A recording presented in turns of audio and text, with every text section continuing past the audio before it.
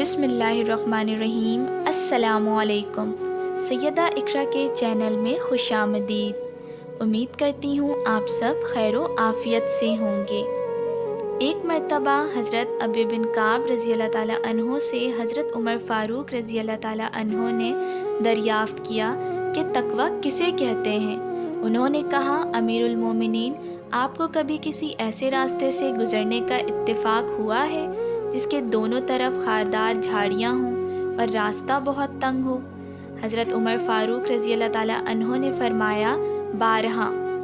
حضرت ابو بن کعب رضی اللہ تعالیٰ عنہ نے پوچھا کہ آپ ایسے موقع پہ کیا کرتے ہیں؟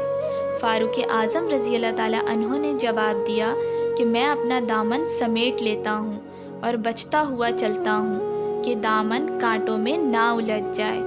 حضرت ابو بن کعب رضی اللہ تعالیٰ عنہ نے عرض کیا، بس اسی کو تقویٰ کہتے ہیں۔ فرمان الہی ہے، اللہ کے نزدیک وہی مکرم ہے جو تم میں سب سے زیادہ متقی ہے۔ اللہ تعالیٰ متقی لوگوں سے بہت محبت کرتا ہے۔ تو اگر آپ کو میرا چینل اچھا لگا ہو تو اس کو لائک اور سبسکرائب ضرور کیجیے گا، اور اپنا بہت سارا خیال رکھیں۔ اللہ حافظ۔